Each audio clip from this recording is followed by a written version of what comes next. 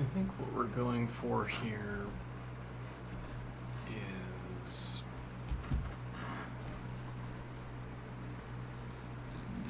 we're trying to delineate heat from structure.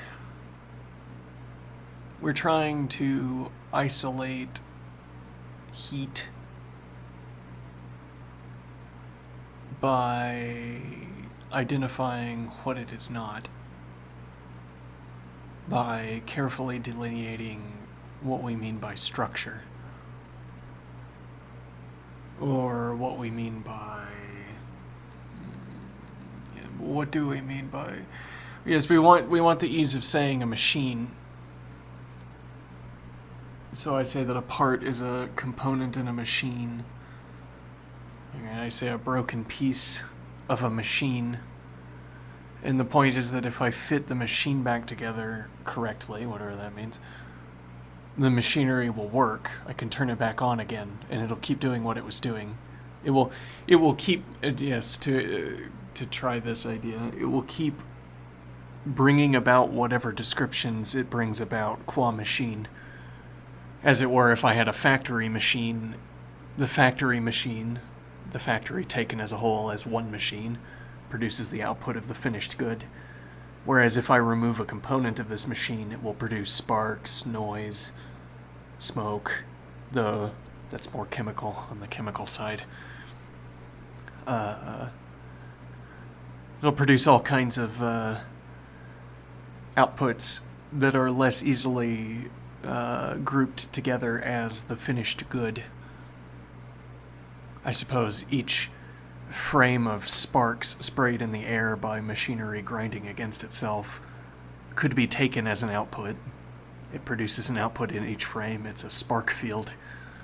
Okay. Whereas machinery, we want to have an output that is, well, an output where we say of it, yes, this output is just what that machine produces. Okay. And the complexity of my description is swept under the rug of the machine. Okay. Whatever, as if I have a descriptionless, featureless blob of matter. Okay. It has no descriptions that I'm interested in. I put them into the machine receiver, and at the end I get a finished good. Okay. And now I have explored the descriptions I like to supply for the finished good. I mean, I can explore them. I can go on at length about the characteristics the finished good had to have. Okay, and somehow the finished good obtains those characteristics from having passed through the machinery. Though similarly, any specifics I could point out in the spark field when the machinery is grinding against each other is just whatever is produced by the machine when it is grinding against each other.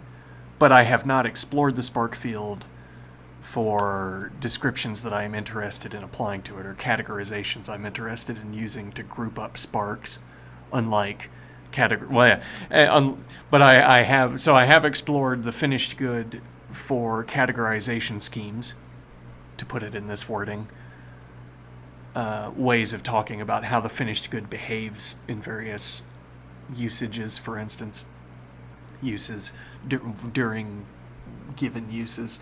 Whereas for the spark field, I mean, I could set up spark collectors on rigs. I could set up spark collectors on dollies, and they chase sparks around, and every spark lands on one of these surfaces. Okay, so the machinery is grinding against itself because I've removed a component, and now I make a game of capturing the sparks. Okay, and I can do this more or less effectively by talking about the distribution of panels that can gather the sparks. Now the particulars of the spark field as generated by the machine are relevant to my so now I have an elaborated mode of inquiry with regards to the spark field, much like I have an elaborated mode of inquiry with regards to the finished good.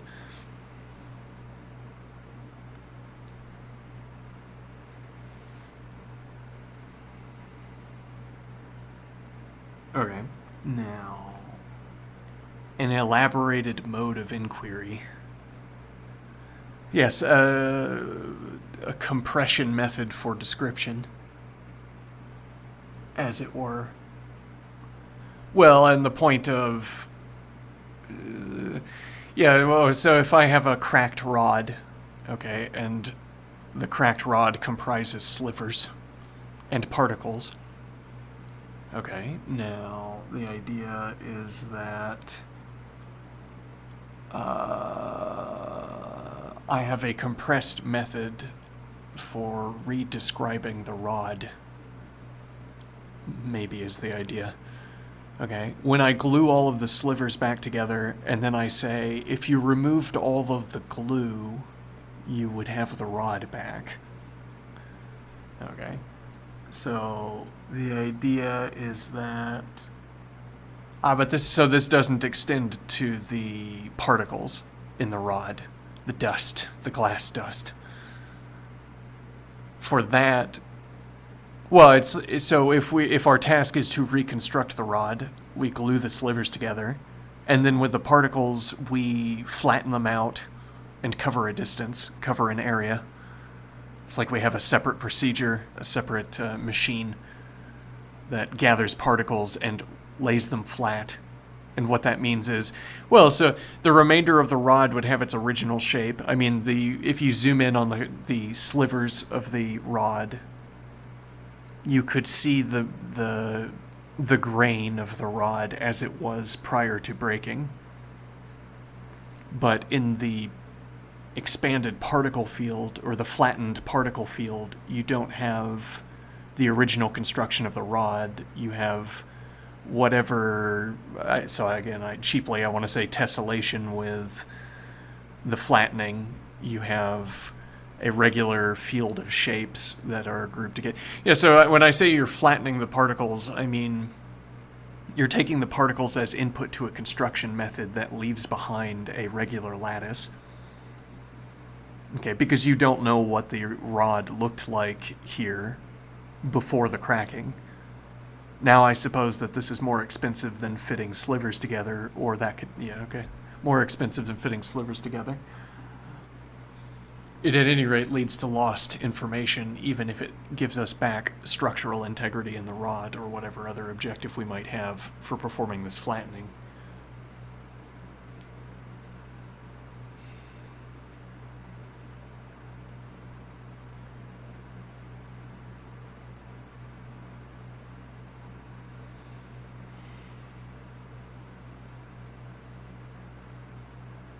I think there's another angle that we could pursue here that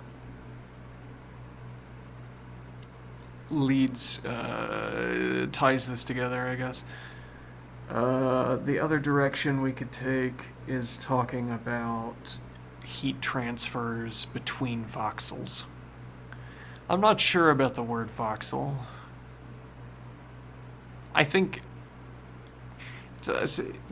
if voxel rang in my ear, we'd have to be doing more complicated math than I know how to do. Where you say it's a voxel because if you step up an order of magnitude, now a unit in the higher order of magnitude comprises units of the lower order of magnitude. Okay, and maybe there's a sense in which that makes our higher order field of a higher dimension, so a voxel stands to a pixel. A voxel is in a higher dimension, a pixel is in a lower dimension.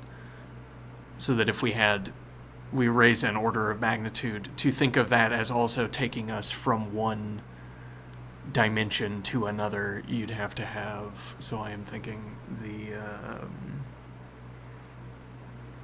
you'd have to have some fancy math that was connecting lower level units within the boundary of a higher level unit. And the way we talk about the distribution of lower level pixels as part of the whole would always suggest a higher dimension status for the higher order construction. But I don't know that that's the case. Let me think here.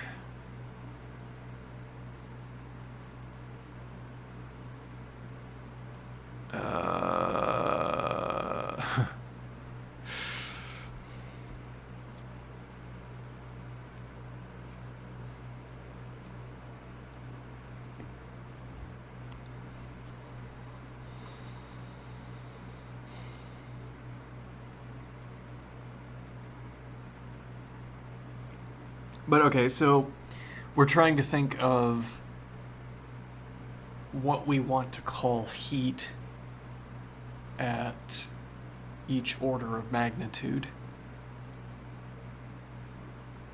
At the ground level, well, there might only be heat at the ground level, and now the obvious candidate for heat is the noise wave.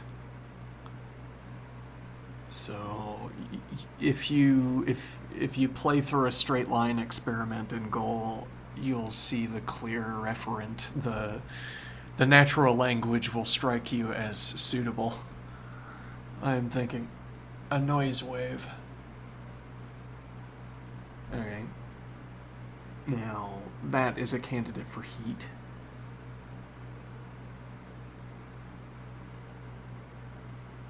But that it is sensible, whatever that means, it's sensible to think about a heat wave, a noise wave, scaled up. If, for instance, there were ways to propagate, if there was an ever-scaling way to propagate a noise wave, then we could create larger and larger noise waves until we had created a noise wave that was of the same order of magnitude as any construction we might want to discuss. And then, well, there would be our conception of heat. It would be an order of magnitude appropriately scaled noise wave off to the side, beside our structure of a given order of magnitude. But instead we want heat to be something that has a different referent at different scales.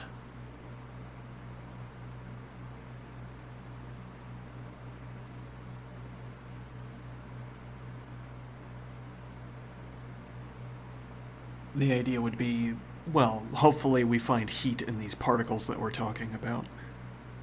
I watch two slivers floating towards each other. Okay. And I guess there are dust fields. Yeah, we might have to reorder our terminology a little bit, but dust fields between slivers, which allow them to move. So you have the still coherent component of a rod surrounded by a thin layer of dust, where the rod has cracked into dust instead of cracking into slivers. And now I see the two slivers moving towards each other. Though what does moving mean? It's not clear. But I see the two slivers moving towards each other. And now one hopes that their interaction produces something we want to call heat.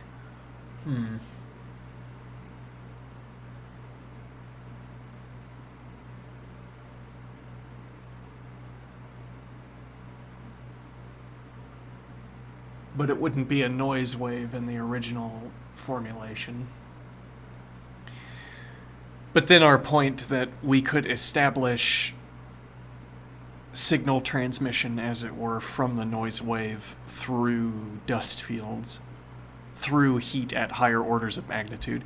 So if we did identify some dynamic in a shattered rod as heat,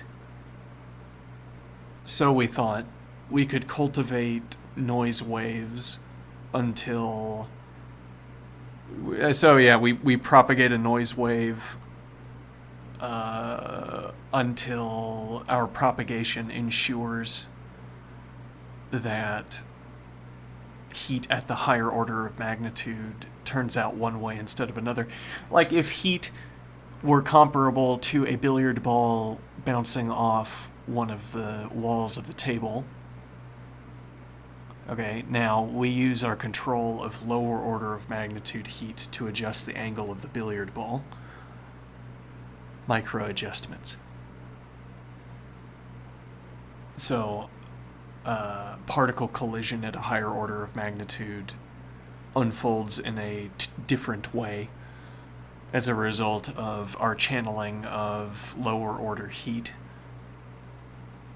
Now, what the literal specific correlate to this would be some kind of machinery that we surround a noise wave with machinery. The machinery propagates the noise wave, and we choose selective propagation so that a noise wave is located where it would not otherwise have been. So we look at two particles approaching each other and we say they're going to interact in a given way. They're going to bounce off each other at a given angle. All right, now what we want is to change the heat properties at the point of contact so that they'll bounce off of each other at a different angle. Or maybe they don't bounce off of each other.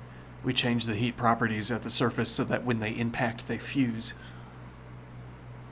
Though then, why are we calling this heat? Why are we choosing? Yes, and this is showing that this is an arbitrary choice. We're motivated by wanting to maintain our claim to heat. We want to keep calling this heat at different orders of magnitude. So we're insisting on a machinery that propagates heat. We're insisting on effecting changes through controlled transmission, controlled propagation of heat. Okay, but then, so we have two slivers that are approaching each other. They're going to bounce or they're going to fuse depending on our heat, our control of the heat. Or their interaction is going to change in some way. But now the idea is that whatever constitutes heat at the higher order of magnitude is going to take on a signal as a result of our harnessing of heat at the lower order of magnitude.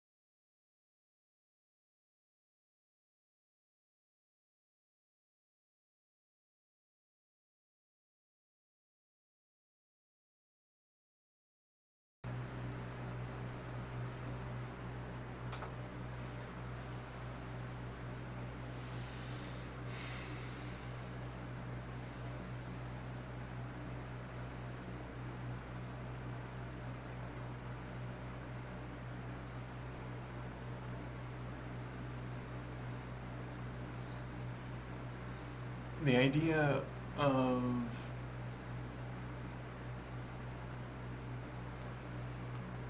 a machine description as a compression, as a compressed mode of description.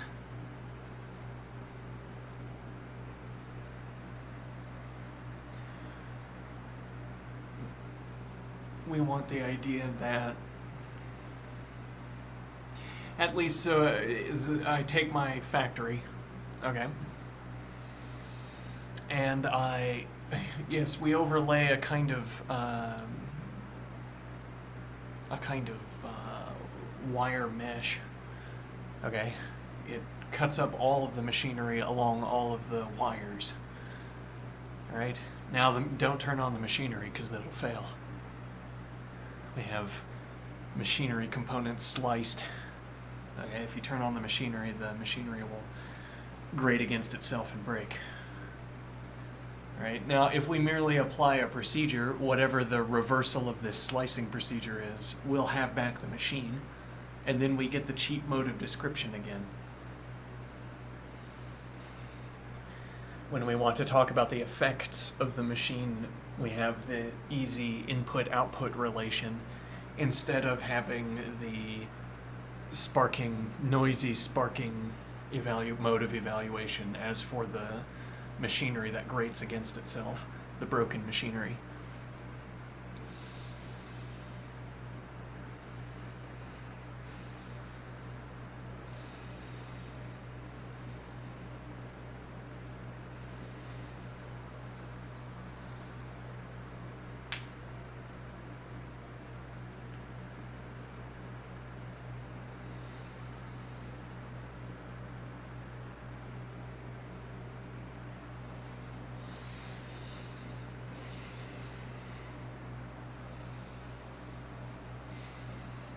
Maybe I have an object example here. I haven't exercised in a while. And I haven't done this sort of conceptual engineering so actively. There was a period of my life where I did this more actively, or if not more hours a day, then had done it for a longer period of time. Well, let's stick to the body. I'm performing warehouse Tai Chi, my preferred mode of exercise. Now, actually, I have to some extent been keeping up with my warehouse Tai Chi. I've been reading books that lie flat in my lap before going to bed so that I could practice warehouse Tai Chi while reading. Which, if you get used to it, works out fine, I think. It's a little bit distracting at first, but you get used to it. It sort of happens in the background, your muscles grinding against each other.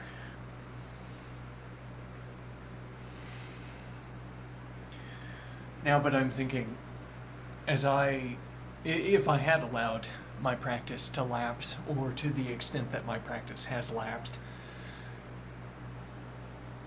left behind this is a little bit like our rotten bridge example. Maybe that's where we need to go back to. It's like it's like our rotten bridge example from a few nights ago, except in a different medium. There are these, so I think, though I don't know much about anatomy or biology, but I suppose there are structures built into my muscle when I am actively practicing a mode of exercise. As it were, if we could cheaply define the state, if we had this compressed method for description for the state of my arms, they are sculpted as I have sculpted them, e.g. Okay, when I say I have sculpted my upper body through exercise, well, then I'm participating in a cultural description. You're a body sculptor. When I say that my limbs contain fibrous structures that emerge as the development of muscle as a result of exercise. Now I am thinking those well-defined structures become noisier during lack of use. Now when I go back to exercise again, I find that I think I can deliver the same commands to my body, but the commands are arriving at machinery that is subtly different from what the commands are aligned to. And these commands are inputs to a factory that has not undergone this noising.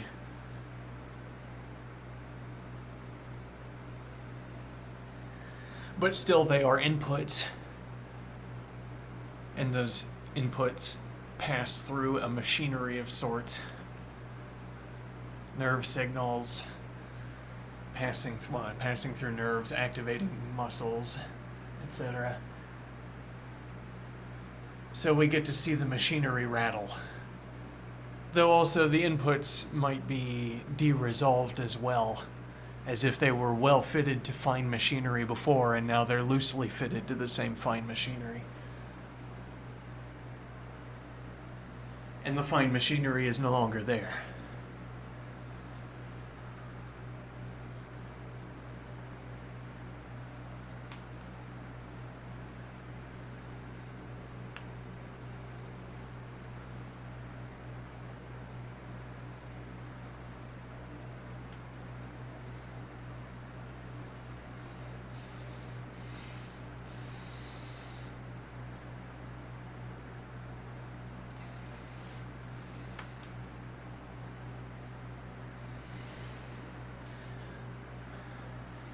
Now I still get some leverage, I think, from my machine description. I still get some compression. As it were, I can describe a de-resolved image and then fill in the details as the noise requires me to do.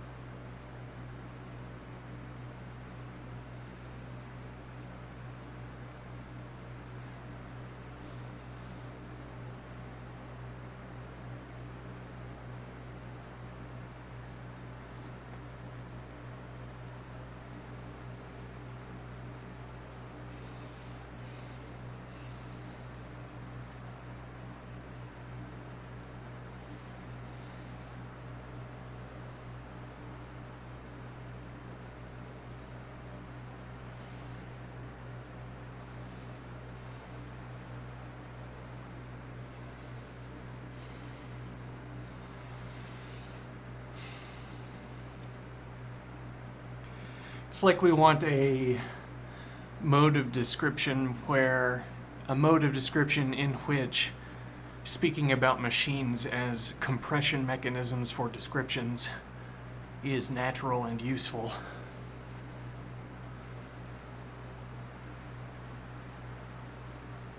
Well, if you think about a machine that has been broken up into its component parts, those component parts can be incorporated into other machines. Particularly if we've made the brake cleanly. I'm imagining machines to no purpose. I don't want to say you could take a factory and reassemble it to produce a different output good, though maybe that it will be the case in some instances. But rather, I mean, you could take the component parts and hook them into, so long as the interfacing between the component part and your experimental apparatus is adequate, you can hook that component part into whatever you want. And that's only to say, if the component part has a hinge, you don't have to have a factory hinge, or rather, you don't have to have a factory rod to pass through the hinge. You could have an experimental apparatus rod pass through the hinge instead, and whatever forces you can transmit through that rod are what are available to transmit into the component part.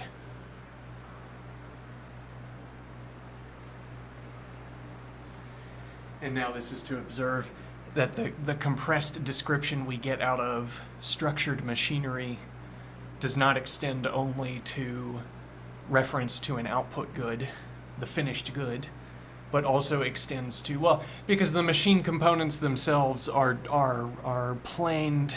They're made of metal with uniform composition, e.g., in order to be part of a factory. Whatever we had to do to a rod to fit it into the factory also fits that rod into any other machinery that has a suitable interface.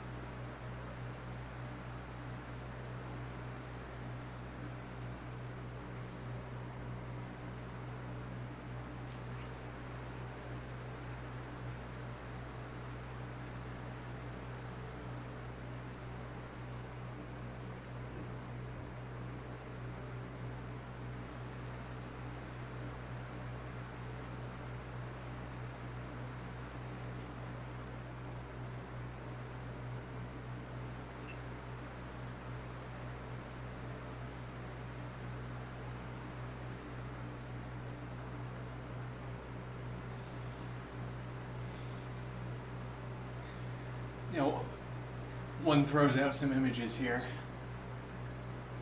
It's like we want to watch a heat wave until it hits a state.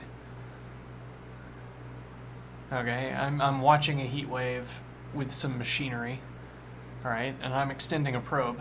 I mean, I'm extending a mechanism so that my mechanism touches the heat wave at the appropriate time. Okay. Now I'm waiting until the heat wave hits a particular value, and now the machinery touches it. Touches the heat wave, and then the heat wave freezes. Or relatedly, the heat wave ceases to propagate. Crystallizes, one wants to say. The heat wave crystallizes around our machinery. And now we have machinery that is embedded into whatever structure we just made out of the heat wave, the noise wave.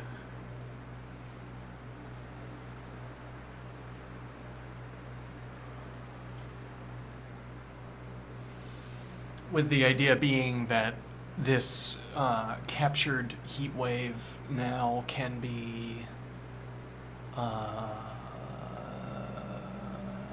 me think here, can be taken as input into machinery, I suppose is the point.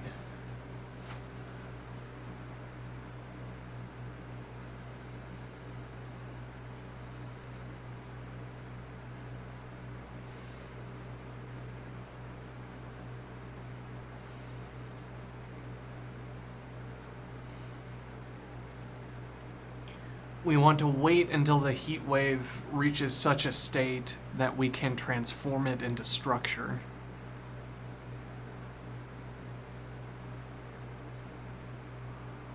So that the state that was noisily generated is ordered according to some ordering that our machinery establishes. And when we have the ordered structure attached to our machine, we can interact with it more cheaply, I suppose, than interacting with unstructured heat.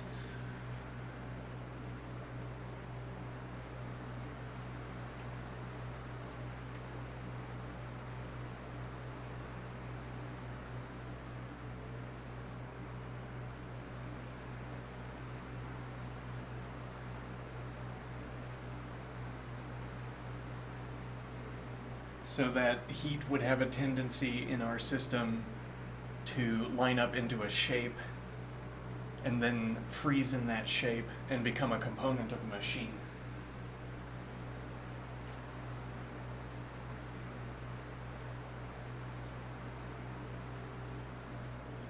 With a general trend of increasing orders of magnitude as heat is agglomerated into these crystallized structures.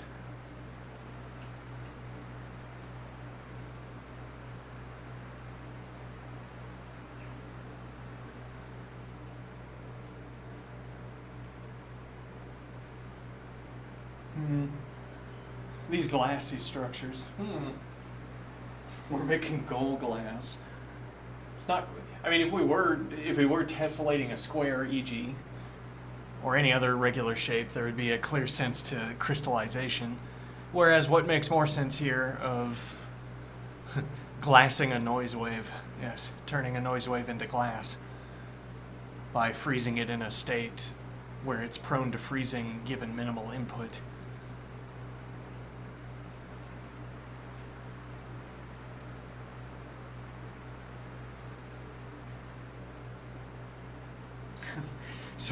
So our construction method for the rod could become, we propagate heat waves until we fill length and width that meet our rod specifications.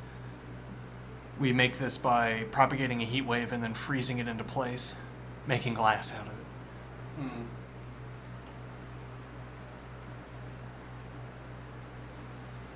it. Okay, but what this is an example of,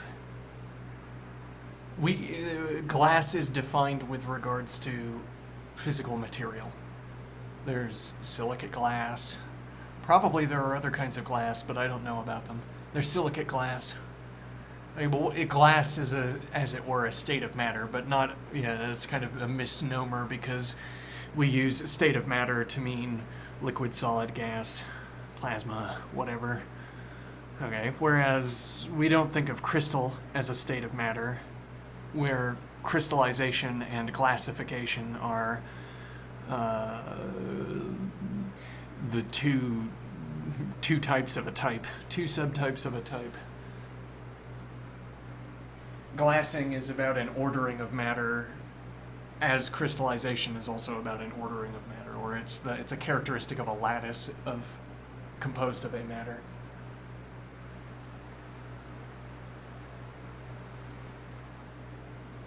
Now, so glassing, though, is glass is a description of physical material. Anything we name, anything in gold that we name glass, that's by analogy. Okay, but though it is by better or worse analogy, I am thinking. If, for instance, we tessellated a regular shape,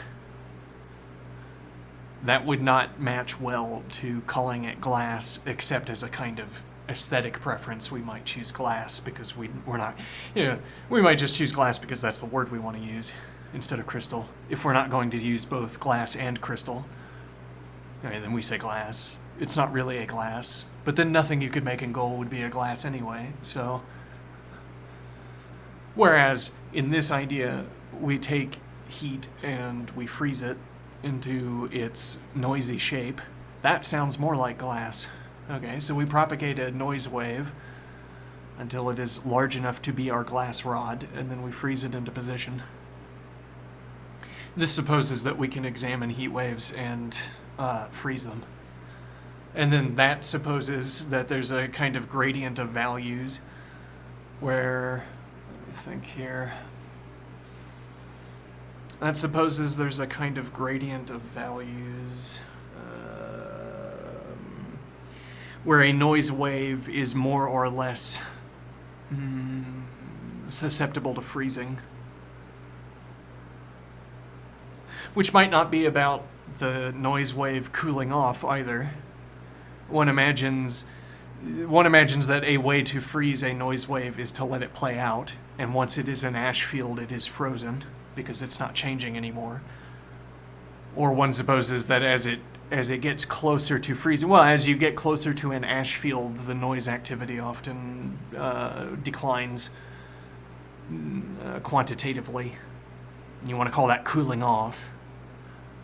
Whereas our idea is that we have the noise wave and we can design such inputs into noise waves. We have researched inputs into noise waves that freeze them, but they work best when the noise wave is in a specified state, or they only work at all when the noise wave is in a specified state relative to our machinery. Okay, which is to say, it might not be the case that we wait until the heat wave cools off and then we freeze it. It's that we can flash freeze it without waiting for it to cool off, if only it would enter into a state relative to our machinery that facilitates freezing.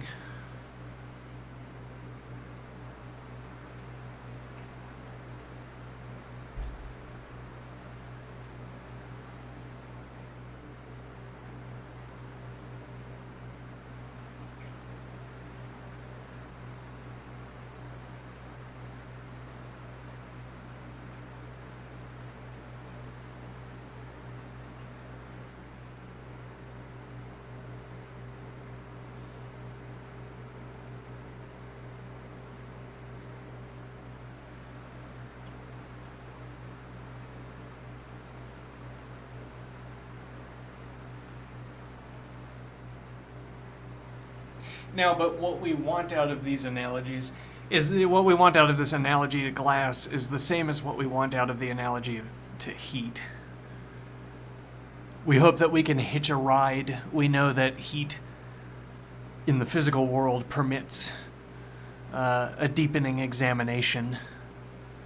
We know that heat, when we begin to poke at it with our measuring instruments, permits further investigation. So we hope that the noise wave at the ground level, if we continue to categorize it, will continue to surprise us, continue to invite further classification, as opposed to we reach the complete and finite description of heat and then we're done, I suppose.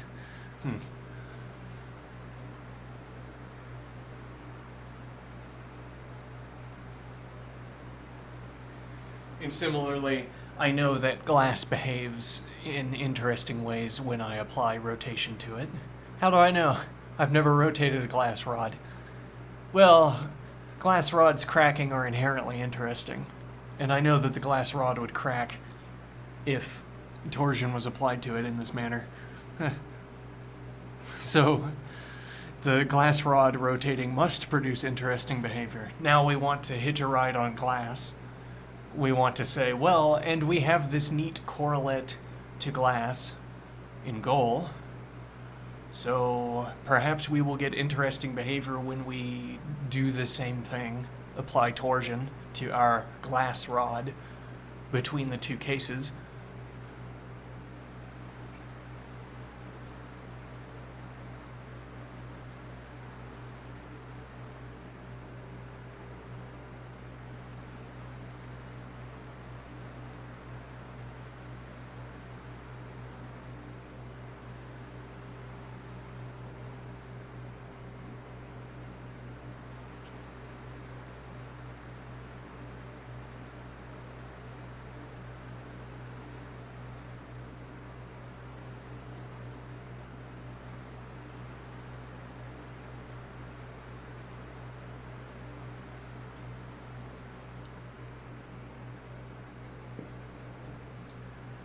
Then what?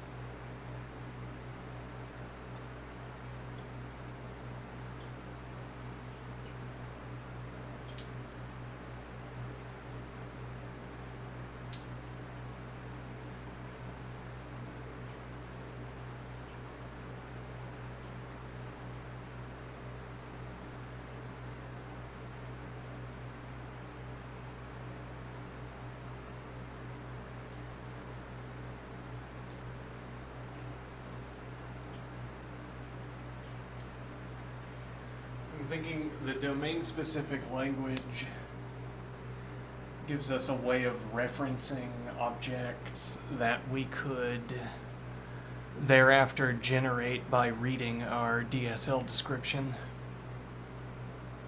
Our DSL descriptions give us a construction rule. Most obviously in the case where the board is empty, our DSL gives us a construction rule. The DSL also gives us a construction rule. Well, it gives us objects with descriptions. Yes.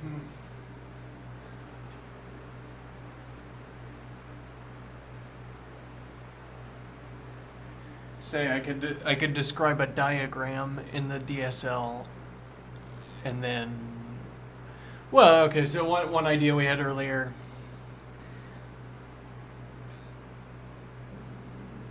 We could replace, for a base case, we could replace these complicated.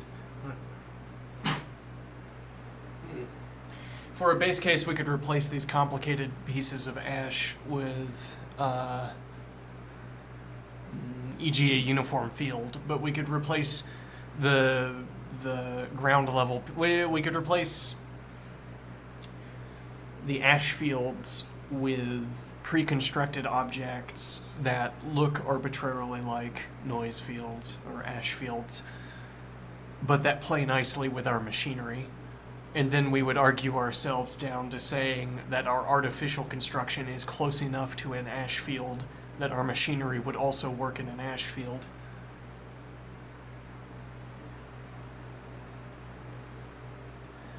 And now when I have a description in this DSL, the description maps to a diagram. Okay, and so we suppose that we could construct the goal correlate of our diagram systematically. So I have my diagram for a corridor network attached to computers that dodges ash everywhere. Okay, now the idea is that if we had an empty ash field, it's a one-to-one construction. We have a rule set that builds the diagram, builds the goal correlate to the diagram. So one imagines you start at a line of the diagram, you start at a point of the diagram and build out, e.g., and now it's like you're burning two fuses, except that burning is replaced with construction. And you burn the fuses. Well, so yeah, it corresponds with construction. So you let the construction process play out in both directions. At the end of the construction process, you have a correlate to our diagram, a correlate built-in goal. Okay, and at each position on the diagram, if I arrive at the corresponding position in the goal state or in the goal construction, there is the local representation of the diagram. Whatever lattice has to be put into place to represent the diagram here, that's what is here.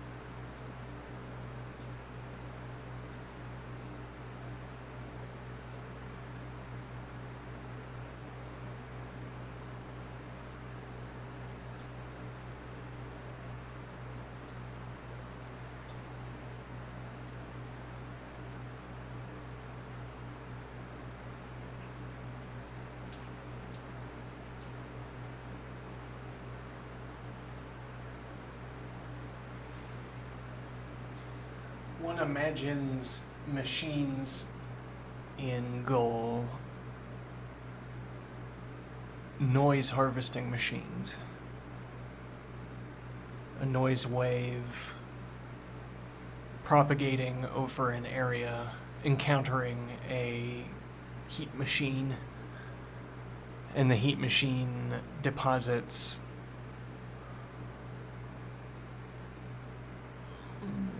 an orderly block of ash,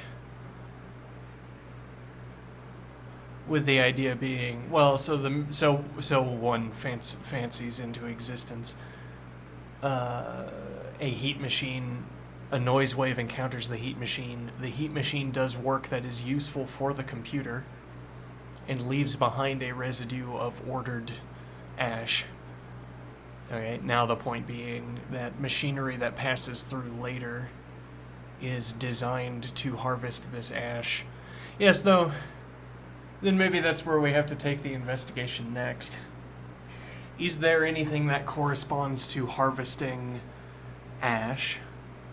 Because in Goal, well, one fancies, again, that you can harvest heat, as with a heat engine or the Stirling engine, e.g. Okay. Let me think here. Suppose, for instance, the most efficient sort of change generator, the most, like a clock. Okay, so we set up a computer and it has a central clock. And what that means is that however impulses, whatever, propagate through our computer, they all begin at the clock and they percolate outwards. Percolate. Okay. Now, could be that having a central clock like this is the best way to power machinery. As it were, we're talking about harvesting ash fields to power machinery. That the order that we can deposit, that we can leave in the ash deposits, speeds up machinery because the machinery can anticipate in its structure that these ash fields will be present. As opposed to the noisy, well, and I guess we wouldn't call them ash fields at this point, these machine fields. Alright, so we need more words. Our ordered fields. Our machinery takes advantage of the order that is embedded into the field to settle on implementation details that are more optimized around gathering just this specific field. Okay, as opposed to machinery that has to optimize around the variegated ash fields, which have elements of more widely, the distribution is more noisy. So, for instance, our machine fields might be of one type. The elements might be of one type, and they might be placed into a grid. And now whatever optimizations that it enables in constructing machinery, e.g. we use this as a lattice within which we construct the machinery. Okay, you could also construct machinery within the lattice, or you could build a lattice within an ash field. You could have machinery that passes through the ash field, consumes the lit cells out of the ash field, and grows. Okay, but you can't take advantage of any of these ordering optimizations. Or, if you have an ash field sort of at a given order of magnitude, you have your typical ash elements. There's some optimization you can do by focusing your machinery around the most common ash elements or the most common scatterings in a field.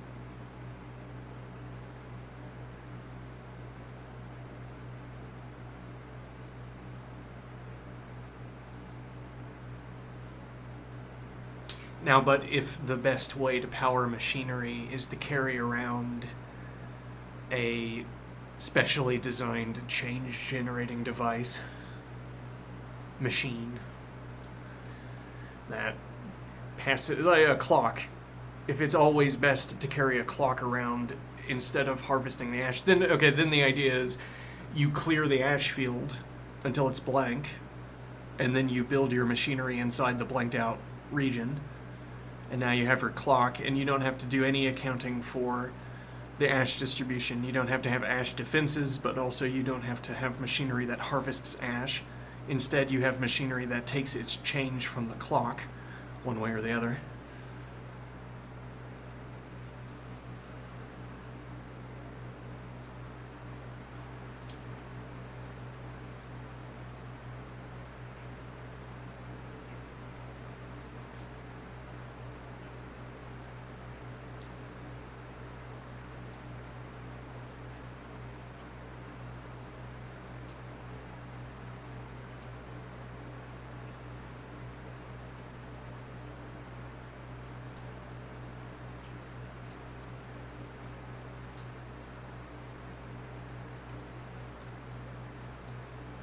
Well, so then this heat engine is not in competition with the clock.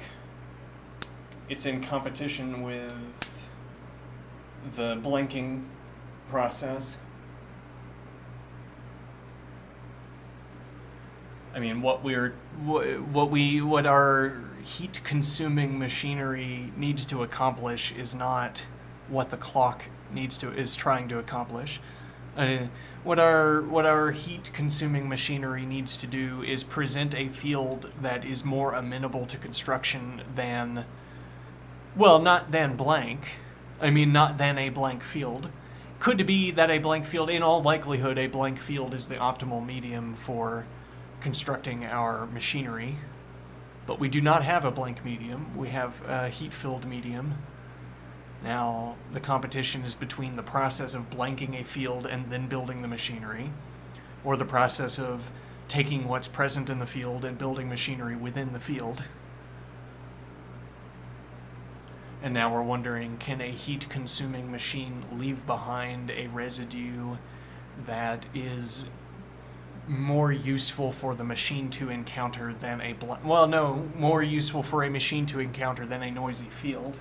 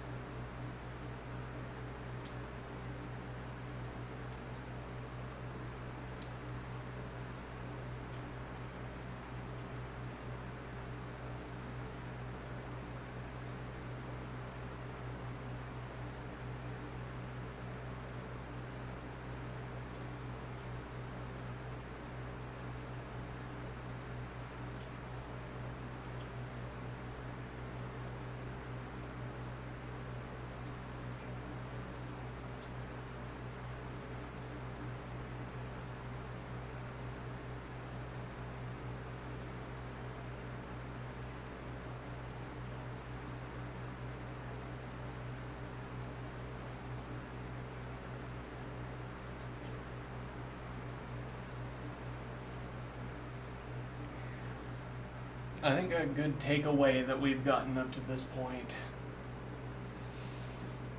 this sliver to particle distinction and how the particle shows up in our semantics first. We play around with our syntax that we have for slivers, and then we stumble onto particles that don't yet have a syntax correlate, and then a particle becomes, as it were, a compound syntax correlate, or becomes a compound syntax object. We say a particle is present when various sliver-related characteristics are not.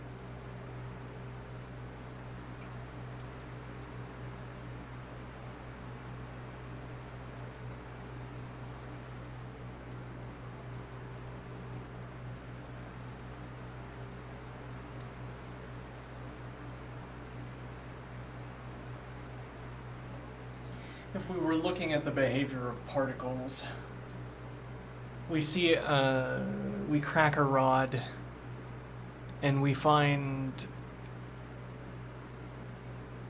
that given this length and width experimental setup for the rod, given these dimensions for the rod, there is a collection of slivers that grind themselves into particles through repeated interactions.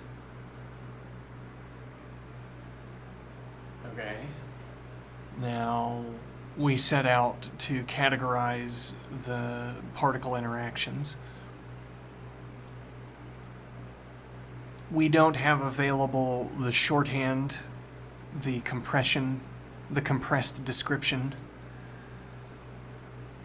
which means we can't reference the machinery to say, well, with a sliver we can say what's here in the sliver is what is here in the machine. If we take my pointing at the sliver to be a way of referencing a position in the machine from before the cracking, I say machine and rod, I'm using them interchangeably. If I point at a sliver and I say this is a way of referencing a position in the original rod, okay. And that would be because if we look back at the original rod, we could find a position where we would agree we were pointing at the same thing in both cases. Because it is a sliver, yes, well. Okay, now I have the shorthand description. What's present in this sliver is whatever was present in the rod within this sliver area. If I overlay the sliver area over the original rod at the correct position, then the same structure is present, albeit not at the boundaries, which are fuzzy because they're breaking apart, I suppose.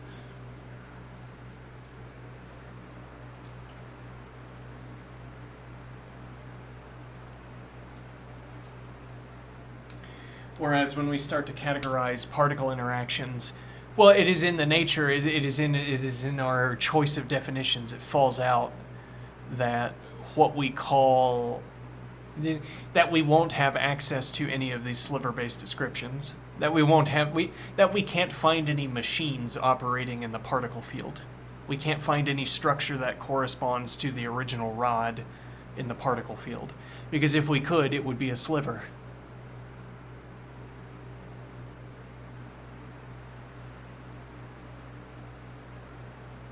And then we wouldn't be talking about a particle field, we'd be talking about a sliver field.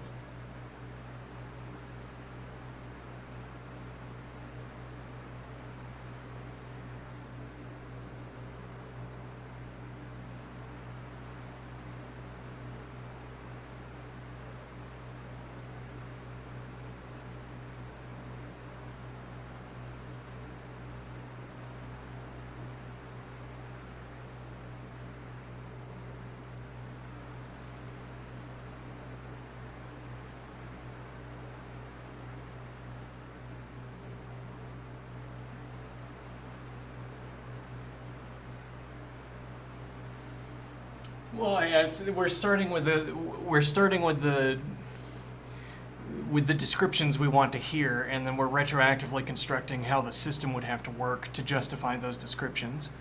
I want to say in a particle field, I wouldn't be able to identify any machinery. There would be no compression method. I couldn't use any of the compression methods that I used when talking about the rod or the original machine. I'd have to use a compression method specific to particles. Though then, to that same extent, once I have a cross-color characterization scheme for particle behavior, then I suppose we push the particle further down. It's deviation from expected particle behavior that is a particle. Or our particle model becomes like a machine that allows us to compress particle descriptions. And what remains after compression is the particle of the next order or whatever.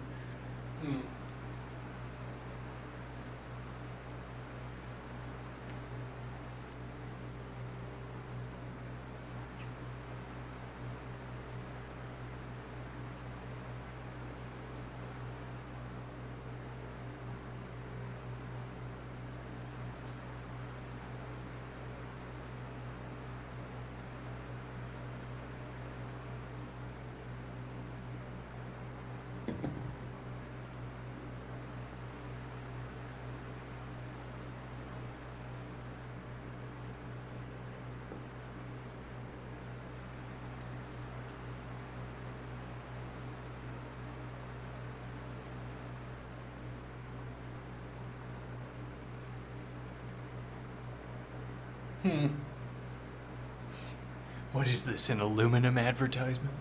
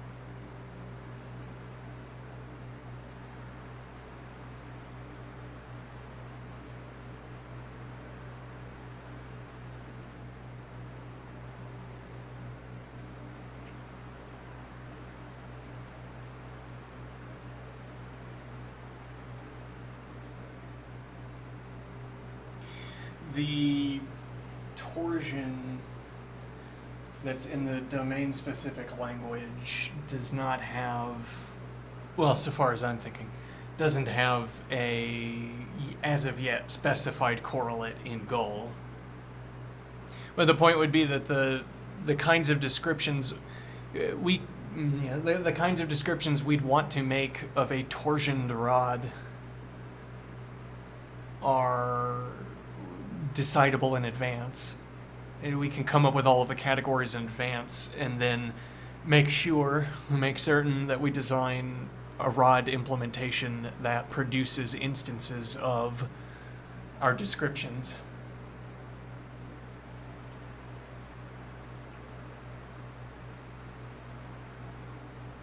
And this is to say, I don't yet know what a sliver would look like.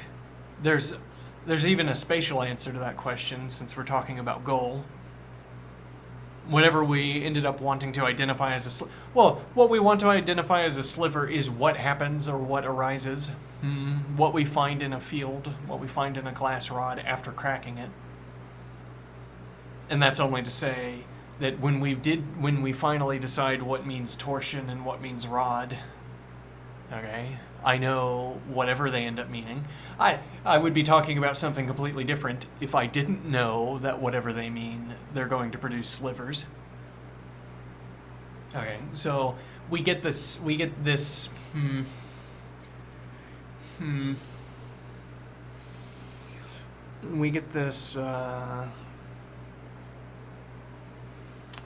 think here.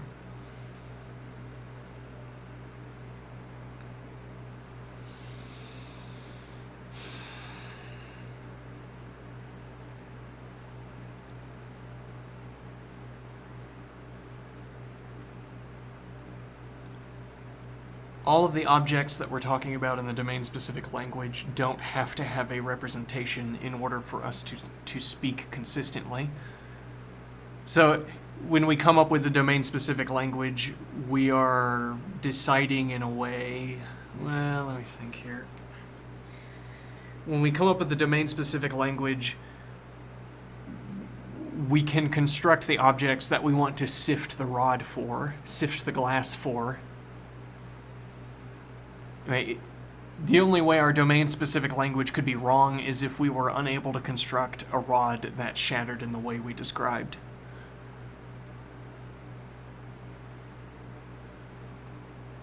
And now, correspondingly, or relatedly, there might be more than one rod-shattering method, and more than one definition of a rod that permits description through this domain-specific language.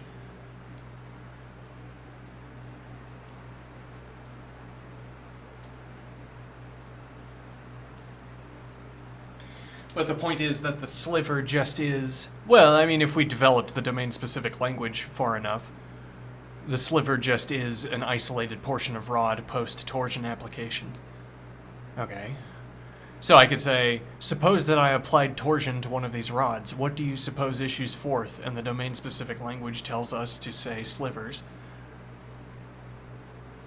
Or if I come up with rules for sliver distributions and I ask what is the sliver distribution that results when I have this initial input, then the output will tell me what the sliver distribution is. And that's even though we don't have an implementation. It's because we wouldn't be satisfied with our implementation except just in the case that applying torsion in the described way produces that sliver field.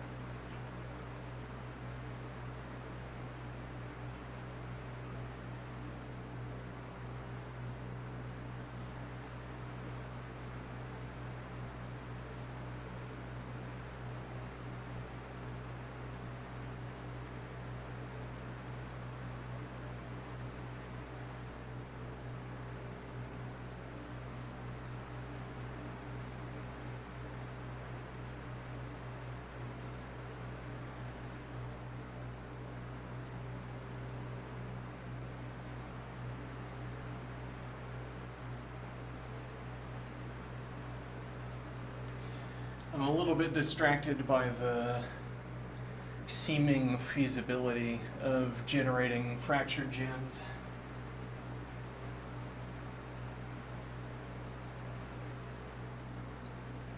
I mean, that originally I came up with the idea of the fractured gem as an analogy for talking about our goal structure. Or, say, there isn't really an ordering to all of this discussion, I'm talking about whatever pleases me, but the vague connection that exists between fractured gems and goal, and the goal structure is that comes out in this discussion about heat. But yes, now I'm distracted by the seeming feasibility of generating fractured gems, which means we could order glass rods and rotate them, or apply torsion. Not impossible.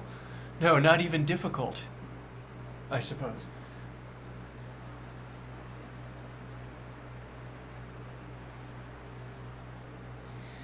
Take glass rods, drill holes, though drilling is going to introduce its own patterned regularities. Yes, and maybe the way we need to take this discussion, we take it into glass because it's easier to think about physical than the goal structures. I drill two holes into glass. These two at either end of glass rod. Okay, these two holes introduce a new axis of symmetry. Okay. Two junctures from which calculations propagate like cracks outward, and literally like cracks outward, so that I feed two metal rods through these holes I've drilled. Okay, and now I have the torsion application machinery. I fit the two rods into the torsion application machinery, and then I apply the torsion. Alright, easy game. Did we generate any fracture gems? Maybe, I don't know.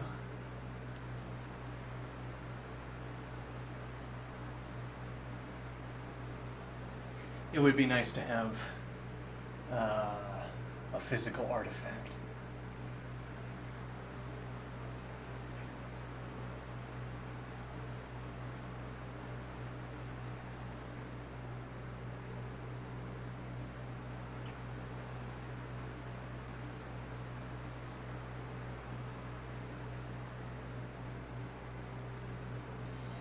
Okay, but an exploration of the spread of a crack from the two holes drilled into glass. I wonder how far we could get in describing the spreading of cracks. How close we could get. Say, just spinning yarn, talking about the spread of cracks, which I suppose originates from these two holes, or trying to think about the role that these two holes that I've drilled into the rod serve in the spreading of the cracks. I wonder how far our description could get, because notably I don't know anything about glass. I haven't performed any of these torsion experiments, so I'd be running on nothing. I wonder. Some pure logic, pure syntax. I say all of the remainder of the rod doesn't have any holes in it. It's these two positions. These two positions on the rod are different from all of the others. So I suppose when we apply the torsion, behavior will be different around the holes that we've drilled into the rod than elsewhere in the rod. Everywhere else on the rod will fall in a gradient of smooth, continuous connection to neighbors, to adjacent positions on the rod, to adjacent slices in the rod, but behavior will differ. It won't merely be adjacent glass experiencing torsion. Well, because one imagines we could, one imagines instead of having holes drilled into the glass rods, we could grip the glass rods with something like sandpaper, and we press in hard and we have enough friction. All right, now, though that would merely change the difference. We wouldn't have a hole drilled in the rod. We would have two handles with sandy pressure applied to the rod. Okay, now, so if anything, we'd say behavior would differ wherever the grip around the rod is located, and everywhere else would fall in a gradient. Changing, as opposed to with the holes where we say there's a difference in the slices that house the hole relative to slices of the rod that are adjacent to other slices of the rod that do not contain the hole.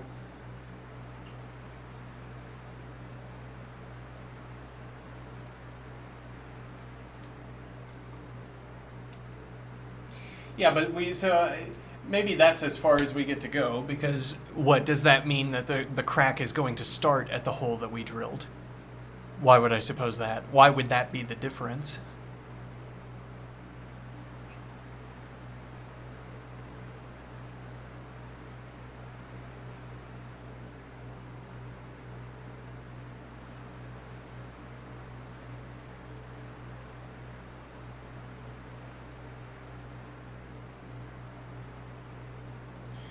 or the crack begins at the center of the rod and spreads out, okay, then I suppose the spread of the crack is going to change prematurely. It would change at the ends of the rod. Now it changes wherever the hole is located. The holes are located.